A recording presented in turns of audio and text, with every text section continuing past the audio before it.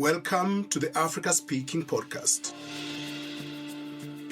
The podcast discusses critical issues about the African continent. It is brought to you by Toyeza Communications in Nairobi. My name is Kimani Njogu.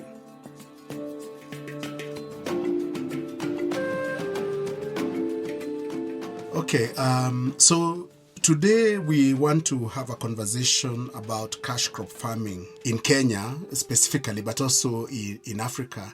And if, Prof, you can introduce yourself, then we can actually start. XN Iraki is my name. I am a professor at the University of Nairobi. And I've had a very good encounter with the cash crops since I was a young boy. We grew a lot of pyrethrum, which was a cash crop. And my memories about that are still very fresh. But tell me a little bit about your teaching at the University of Nairobi. In which department are you? I am in the School of Business, which has now changed its name to Faculty of Business and Management Sciences. We teach men and women how to make money honestly. Yes, you teach men and women how to make money honestly. I think that's a brilliant way of making sure that there is at least some resource in people's pockets. Now, we want to discuss cash crops in Kenya. And if we could start from the history, how did cash crops suddenly get into the continent? Because I'm not sure that we had cash crops in the pre-colonial period, or did we? I think to the best of my knowledge, we never used to have cash crops because most so-called farmers were subsistence farmers. So they just grew enough crops to take care of their basic needs. And if they had any extra crops, they did not sell it. They did some bartering. They exchanged with their neighbors. After all, there was no money. So I think cash crop was an invention of Muzungu, or the white man, when he came to Africa with his capitalist system. It probably has some origins in the plantation economy in the Americas and other colonies, where the new settlers grew crops specifically to sell to their mother country and make some money. So I think traditionally there was no cash crop. It is one of the things that we imported from Europe or the Europeans brought to Africa. Yeah, and it is most likely tied to the Industrial Revolution and the need for raw materials for the industries and so on. And in the case of Africa, of course, after the Berlin Conference of 1885, when Africa got partitioned into different zones of interest, the French taking their chunk, the British taking their chunk, the Belgians taking their chunk, the Germans and so on, and looking at Africa as a source of raw materials, cash crops then almost becoming the raw material they required for their industries. So colonialism introduced the plantations and cash crops on the continent. How disruptive was it in terms of the social life as well as, agriculture on the continent and Kenya, particularly, especially with you having actually grown in an area that had cash crops? The term cash crop is very apt because it shows that the people who grew up those crops wanted money. And every time capitalists have landed anywhere, they have always looked for ways and means of making money. Remember that when colonialists came here, they were not just interested in lording over us or ruling over us or having a bigger empire. There was always an economic incentive. So the Europeans who came to Kenya, specifically the Britons, were interested in making money, not for the British government, but for themselves. And that's how they started growing cash crops like wheat, like flax, like pyrethrum, like cotton to some extent, coffee, and more recently, tea. So they grew that in large scale to make sure that they benefited from economies of scale. Some of it was processed, but most of it was exported as raw material or in very raw form, so that the industries in the mother country processed it further, added value, and then exported it back to the empire. So how disruptive was it to the local community? It was. In fact, my father in 1920s tells me of how he went to a place, I think it is called Roiro. There was a plantation, a coffee plantation there called Sokifinaf, currently Tatu City. And he told me how he left his village, went there, and started picking coffee to be paid wages. So it was disruptive because people started moving from point A to B. They started looking for jobs. They left their traditional way of life. And that had an effect on the families. Wives and husbands were separated. Children were also separated. But the most disruptive part of this cash crop happened to have been that people lost land. So we had people losing land so that Muzungu or the British settlers could get land for plantation, that Europeans got the best land in the country. And they started planting those crops, making money out of them. But the indigenous people did not benefit from them except as cheap labor. Cheap labor, they were expected to not only work on the plantations, but also to pay taxes. So there was the question of taxation, which would force them now to work on the plantations. So most of the fertile ground was taken, especially the grounds very close to the railway lines. If you could speak a little bit about the effect of that now, where most of the land has been taken, it's in certain parts of a country, what happens to the rest of the country, and what happens to food security and so on? Let me confess that when I talk to the men and women who worked in those plantations, including my parents, they tell me that the white man was a very clever man, because what he did is to make sure that you did not miss food. So you worked on his plantation, you picked coffee, you picked tea and so on, but he made sure that he gave you some food to eat, the so-called pocho. And they tell me that even if you had Muzungu's debt or white man's debt, he made sure you got food. So by making sure that you're well fed, he made sure that you're productive, that you worked on the farm. But that had another very interesting effect, because we neglected working on our farms and started working on the plantations. So we never developed our own agriculture. So by the time we were getting independence around 1963, we did not have a well-developed agricultural system. The only agricultural system that we knew was a plantation that was run by Muzungu, or the white man. And maybe that is why after independence, agriculture did not take off as expected. Worse is that those big farms that were commercially viable or commercially exploitable by the white man were chopped into smaller pieces that could not be exploited mechanically. So you cannot grow wheat on 1 acre of land. You cannot have coffee growing on 1 acre of land. You need a lot of land to be productive, to benefit from economies of scale. So the disruption during the colonial era continued up to after independence. Let's look at this rather closely. So tea was introduced, coffee was introduced, pyrethrum was introduced, cotton farming was introduced, wheat was introduced, and so on, and huge chunks of land were taken. People became laborers on these plantations. And then we have independence. So we have the struggle for independence to get back the land, most of which was in large scale, farming. Then we have independence in 1963, and the structures are not disrupted. The agricultural structures are not disrupted. There is a sense of continuity. What then happens?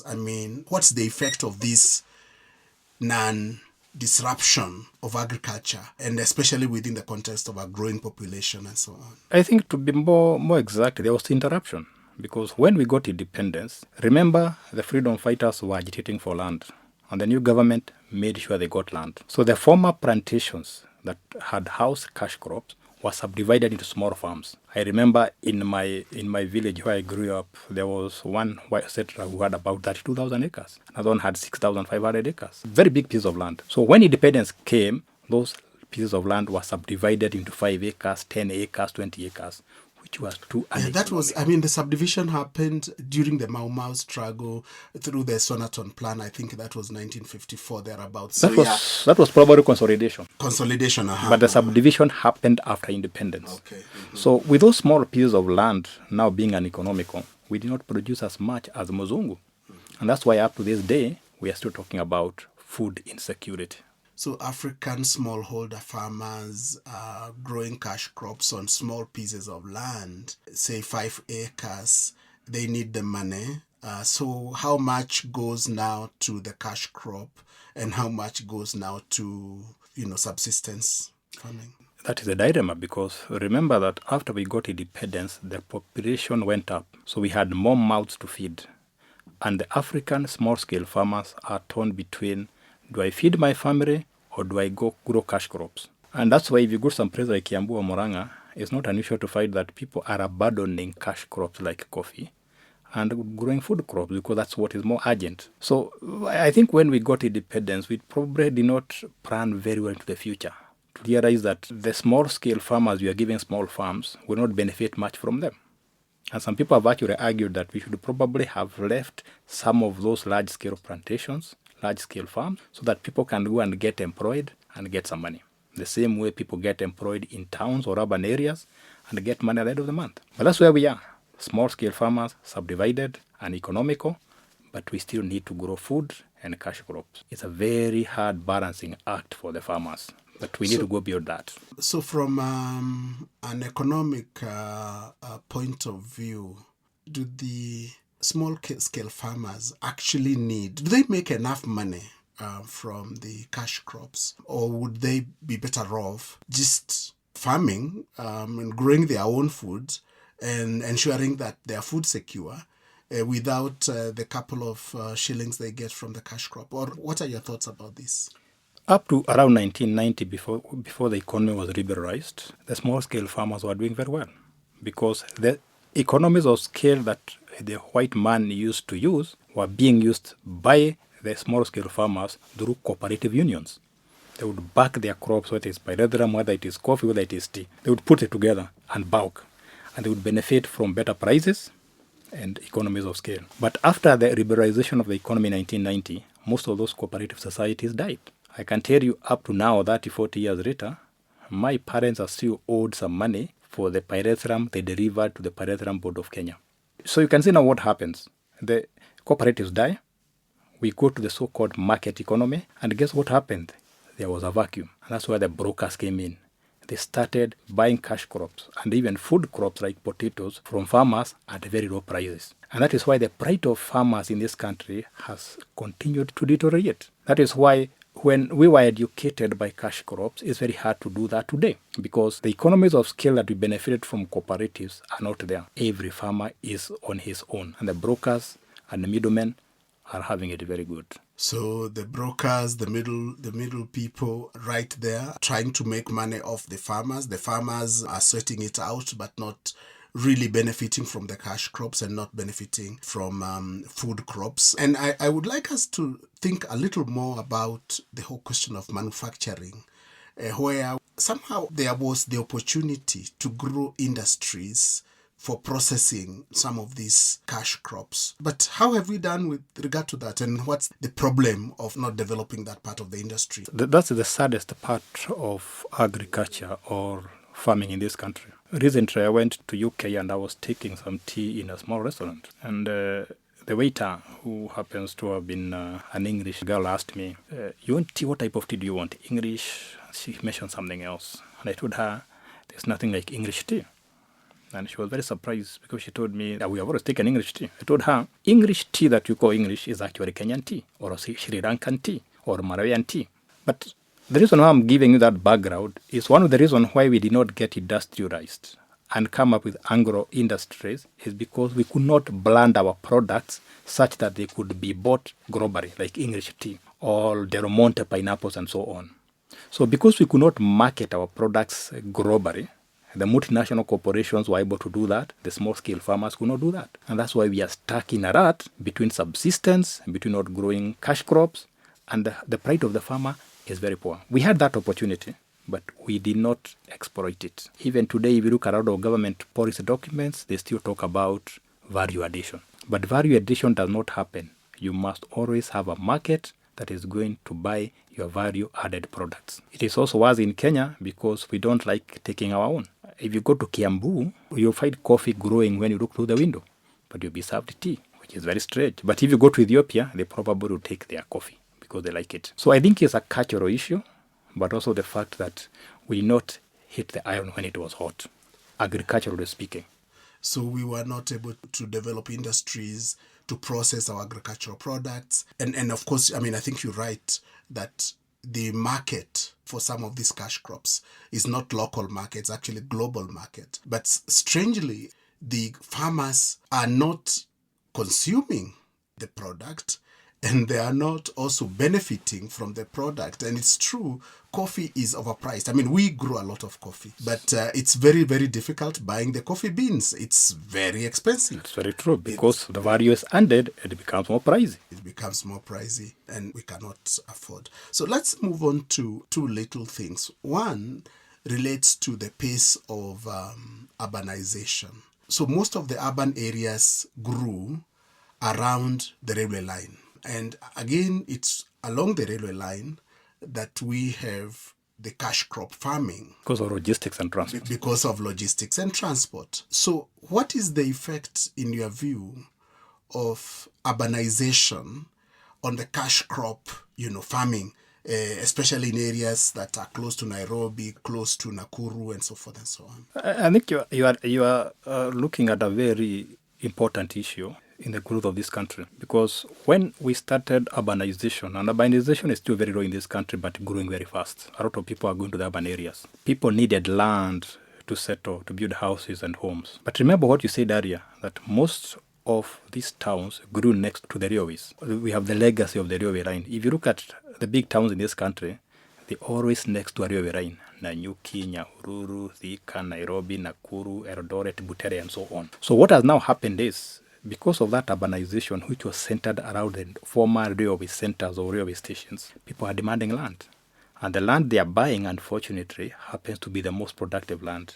If you go to a place like Nairobi around Westlands, you go all the way to Remuru, all that land is being settled. People are buying land and settling there. Yet we should be preserving that land for agricultural purposes. If I were to be asked, we should all settle towards Mororongo, towards Kitengera, towards Kamuru, because that land is very dry, and the best way we can utilize it is by settling there. But we are not doing that. We are settling on the most valuable land, most valuable agricultural land, and that is bringing in more food insecurity. I don't know how we can reverse that, but when I visited California some time ago, I noted that they have been doing that. If you go to the southern part of California, like Simi Valley and so on, you find a lot of settlements. And then water is brought from the northern part to irrigate those places. But most countries have done their best to preserve the most productive agricultural land. In fact, to finish this debate, if you look at the SGR, it is elevated. And I was asking, why do you have to put the railway line up? Until I talked to a Chinese gentleman, he told me, it is not out of beauty. We do this in China because when you elevate a highway or elevate a railway line, you preserve valuable agricultural land. I think it's a time in this country we discover the importance of agriculture and the importance of food security, irrespective of whether it is produced by the small-scale farmers or by plantation owners. Yeah.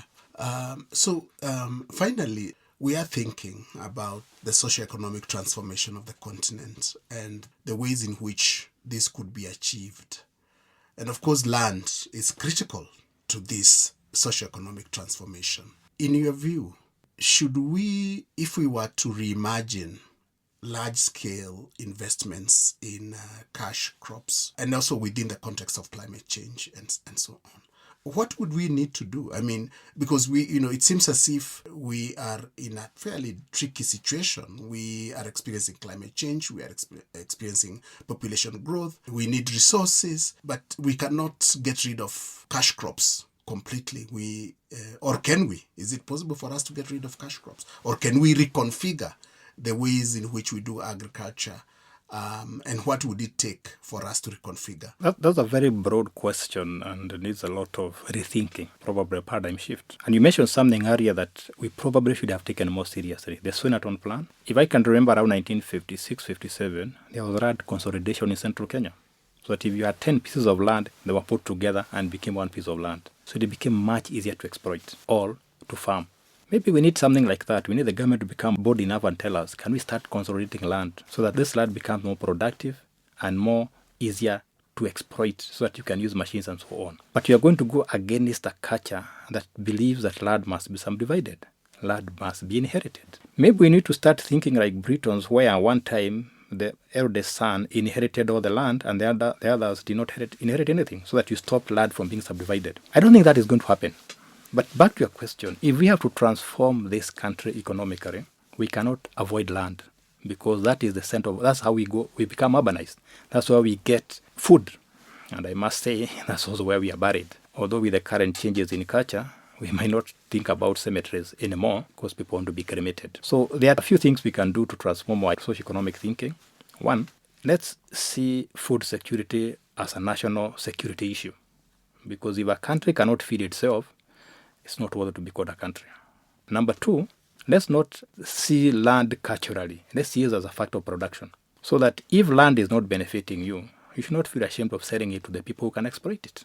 And number three, we need to get alternatives to land. Very few people in this country want to be farmers. I've never seen anybody with a business card written farmer.